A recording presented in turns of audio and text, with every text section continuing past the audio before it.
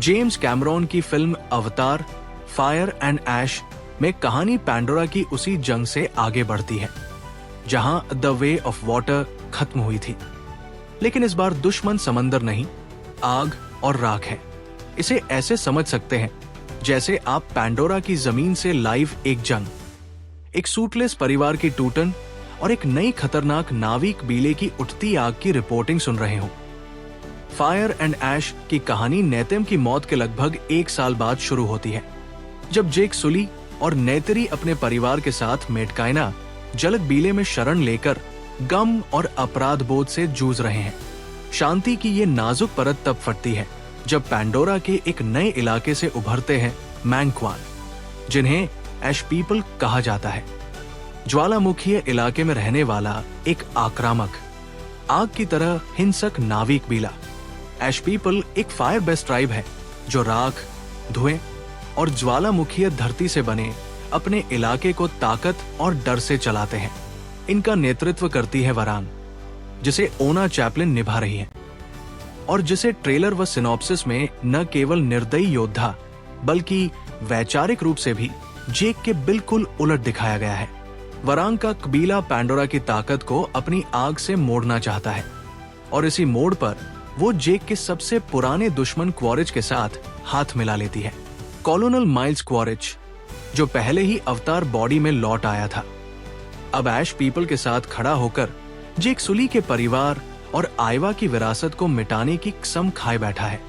Trailer description से संकेत मिलता है कि क्वारिज राखबीले की भूमि में घुसते हुए उनके युद्धरंग में नजर आता है और संभवतः जेक को गिरफ्तार भी कर लिया जाता है, जिससे पैंडोरा में नई नावी गृहयुद्ध जैसी स्थिति खड़ी हो जाती है।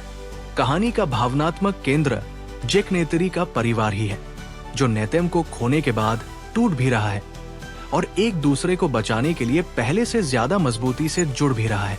किरी की रहस्यमयी शक्ति और आइवा से उसका गहरा कनेक्शन इस बार और आगे बढ़ता दिखाया गया है, जो पैंडोरा के भविष्य और चल रही आगराग की जंग में निर्णायक मोड़ ला सकता है। पैंडोरा की नीली धरती पर सुबह का सूरज तो वही है, लेकिन जेक सुली के आसमान से रोशनी जैसे गायब हो चुकी है। नेतेम की मौत को 1 साल हो चुका है और मेटकाइना के शांत नीले पानी में भी अब उसके परिवार के आंसू घुल गए हैं। इसी मौन सन्नाटे को चीरती है आग की एक नई लपट।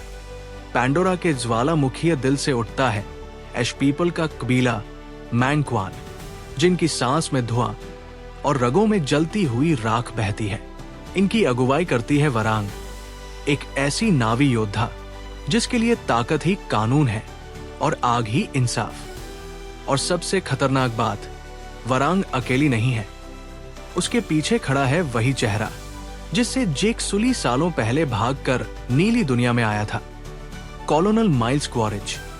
अब दाव पर है सिर्फ एक परिवार की जान नहीं, बल्कि पैंडोरा की रूह। एक तरफ पानी के लोग, मेटकाइना, दूसरी तरफ राख और आग के बीच पले बढ़े ऐश पीपल, और बीच में फंसा जेक सुली का परिवार, जिसका हर सदस्य नेतेम की याद, गुस्से और डर के बीच अपना रास्ता खोज रहा है।